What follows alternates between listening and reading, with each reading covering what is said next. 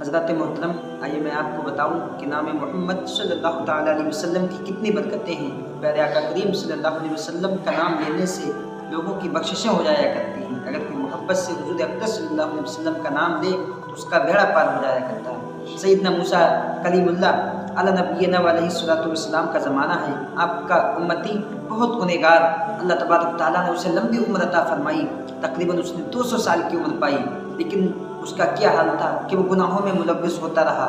گناہ پر گناہ کرتا رہا، گناہ پر گناہ کرتا رہا۔ اللہ تعالیٰ نے اسے مہلت دی، 1 سال 2 سال بلکہ تقریباً 200 سال کی اسے عمر عطا فرمائی کہ اب نہیں، اب توبہ کر لے، اب نہیں، اب توبہ کر لے۔ یہ میرے اللہ کریم کی مہربانی ہے کہ انسان اگر گناہوں میں ملوث ہوتا ہے تو اللہ پاک اس سے مہلت دیا کرتا ہے، اللہ پاک اسے مہلت دیتا ہے کہ ہو سکتا کہ آج توبہ کرے، کل توبہ کرے، لیکن میرا رب تو جانتا ہے کہ توبہ نہیں کرے گا، یہ اتنے گناہوں میں ملوث ہوتا جائے گا۔ لیکن اللہ تبارک تعالیٰ اپنی حجت کو قائم فرمانا چاہتا ہے تاکہ کل قیامت کے دن وہ یہ نہ کہہ سکے کہ مولا کریم مجھے مہلت نہ مل سکی، مولا کریم مجھے وقت نہ مل سکا کہ میں تیری بارگاہ میں رجوع لاتا، تیری بارگاہ میں توبہ کرتا۔ تو موسیٰ کلیم اللہ علیہ الصلوۃ والسلام کا زمانہ ہے، اس شخص نے، آپ کی امتی نے 200 سال کی عمر پائی، لیکن گناہوں میں ملوث ہوتا رہا، گناہ پر گناہ کرتا رہا، تمام برائیاں اس کے اندر موجود تھی، بدکاری کرتا تھا، برے کام کو انجام دیتا تھا، جھوٹ چغلی غیبت تمام برے کاموں میں ملوث رہتا تھا۔ جب 200 سال کا وقت گزرا تو اللہ تبارک تعالیٰ نے اس میں موت کو طاری فرمایا،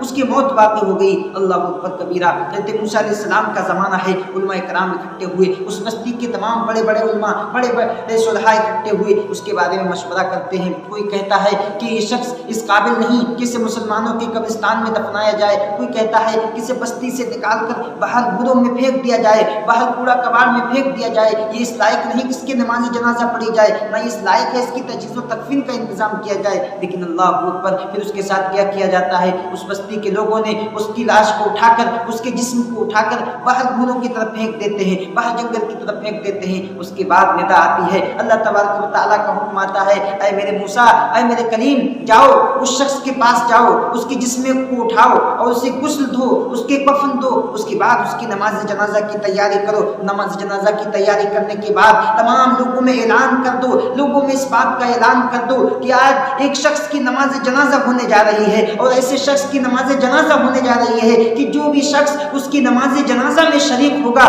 اللہ تبارک و تعالیٰ اسے جنت عطا فرمائے گا۔ سبحان اللہ، اللہ اکبر۔ گنہگار شخص ہے،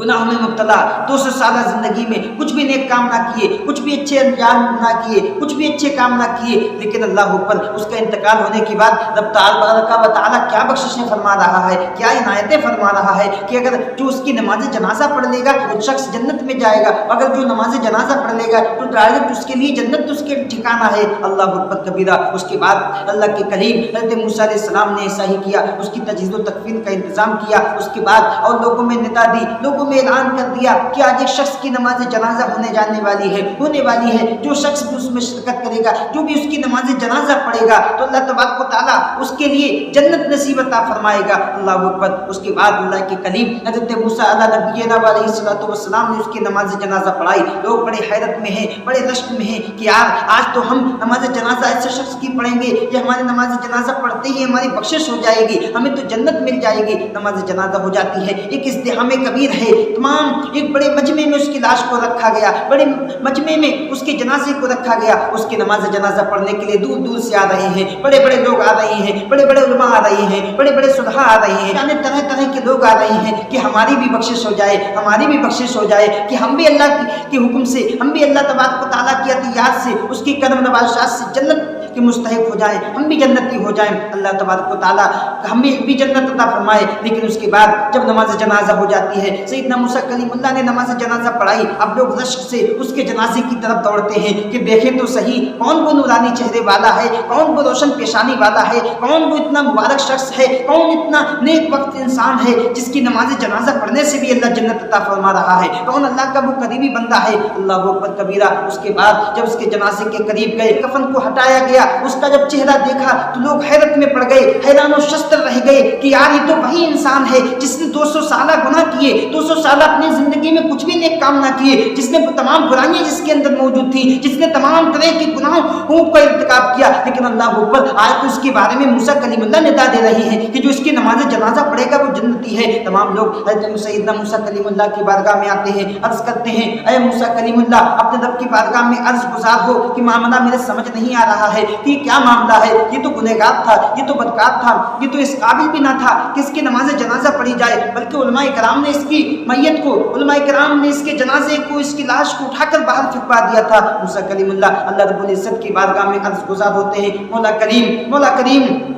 تیرا حکم تھا، تیرے حکم کی بجاوری میں نے کی، تو نے حکم دیا تو میں نے اس کے نماز جنازہ کا انتظام کیا، لوگوں میں ندا دی، لیکن اب معاملہ سمجھ میں نہیں آ رہا ہے کہ تو گنہگار شخص تھا، اس کی نماز جنازہ پڑھنے پر اتنی برکتیں، اتنی نوازشات کیوں؟ اللہ تبارک تعالیٰ فرما رہا ہے اے موسیٰ کلیم اللہ سنو، یہ معاملہ کچھ ایسا ہے کہ یہ شخص گنہگار صحیح تھا، یہ بدکار تھا، تمام برائیاں اس کے اندر موجود تھی، لیکن اس کی ایک نیکی جو تھی مجھے اتنی پسند آئی، اس کی ایک نیکی مجھے اتنی پسند آئی، اس کے وسیلے سے، اس کے صدقے میں نے اس کے تمام گناہوں کو معاف کر دیا، میں نے اس کے تمام گناہوں کو بخش دیا۔ وہ نیکی کیا ہے؟ اللہ اکبر کبیرہ، اللہ پاک فرما رہا ہے وہ نیکی کیا ہے؟ اے موسیٰ تم پر نازل کی ہوئی تورات کو جب کھولتا، اس تورات میں جس ورقے پر جو نام محمد کو پاتا، جب لفظ نام محمد آتا تو اس کتاب کی ورقے کو وہ چوم لیتا، چومنے کے بعد میرے نبی آخر الزمان صلی اللہ علیہ وسلم پر درود پاک پڑھ لیتا تھا۔ اللہ اکبر مسلمانوں غور کرو، ابھی میرے آقا کریم کی ولادت نہ ہوئی ہے، ابھی دنیا میں میرے حضور اقدس صلی اللہ علیہ وسلم تشریف نہ لائے، یہ موسیٰ علیہ السلام کا امتی ہے، آپ کے زمانے کا شخص ہے، توریت کو کھولتا ہے، میرے آقا کریم کے نام کو دیکھ کر، لفظ محمد کو دیکھ کر اسے چوم لیتا ہے، اسے چومتا ہے، اس کے بعد حضور صلی اللہ علیہ وسلم پر درود پاک پڑھتا ہے، درود پاک پڑھنے کی برکت سے تو اللہ تبارک و تعالیٰ کی کوئی اس کی یہ ادا میرے رب کریم کو اس کی ادا اتنی پسند آ گئی کہ اس کی بخشش فرما دی، بلکہ بخشش ہی نہیں یہ پروانہ سنا دیا کہ جو بھی اس کی نماز جنازہ میں شریک ہوگا وہ بھی جنتی ہے۔ اس کی بعد یہ بھی پروانہ سنا دیا، اللہ تبارک تعالیٰ نے یہ بھی پروانہ سنا دیا کہ جنت میں اس کے لیے 70,000 حوریں ایسی ہیں جو اس کے نکاح میں دے دی گئی ہیں۔ سبحان اللہ، یہ ہے میرے آقا کریم صلی اللہ علیہ وسلم، ابھی دنیا میں تشریف نہیں لائے ہیں، ابھی دنیا میں آپ تشریف نہیں لائے ہیں، لیکن اس کے باوجود آپ کا نام لینے، آپ کے نام سے محبت کرنے کی فضیلت ہے کہ اس کے گناہوں کو بخش دیا جاتا ہے، اور بلکہ جو اس کی نماز جنازہ میں شریک ہو جائے اس کے گناہوں کو بھی بخش دیا جاتا ہے۔ تو ہم تو اپنے نبی کی امتی ہیں، ہمیں امتی ہونے پر فخر کرنا چاہیے کہ ہم تو ایسے نبی کی امتی ہیں جس کے خاطر تمام عالم کو بنایا گیا، جس کے خاطر تمام جہان کو پیدا کیا گیا۔ تو ہمیں زیادہ اس بات کا حق ہے کہ ہم اپنے نبی صلی اللہ علیہ وسلم کی بتائی ہوئی باتوں پر عمل کریں، ان کے نام اقدس، ان کی ذات مبارک سے، ان کے اہل بیت اطہار سے محبت کریں، یہی ہمارے لیے جنت کا ذریعہ ہے، یہی ہمارے لیے بخشش کا وسیلہ ہے۔ ہم تو اپنے نبی علیہ السلام کی امتی ہیں، ہمیں اس بات کا زیادہ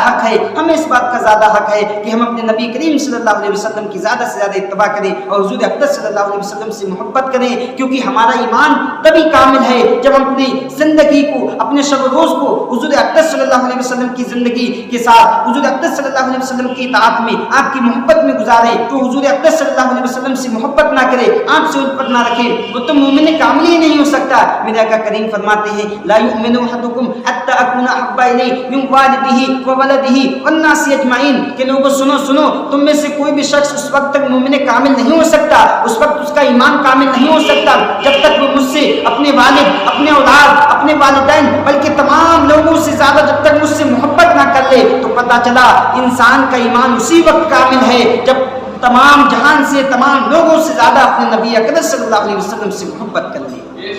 تبھی ہمارا ایمان کامل ہے۔ تو ہم اپنے نبی علیہ السلام سے محبت کریں، اسی لیے ہمیں پیدا کیا گیا، یہی ہمارے آنے کا مقصد ہے کہ اللہ کے احکام کی وجہ آوری کریں، اس کے رسول اللہ صلی اللہ علیہ وسلم کے احکام کی وجہ آوری کریں اور ان کی اطاعت و فرمانبرداری کریں۔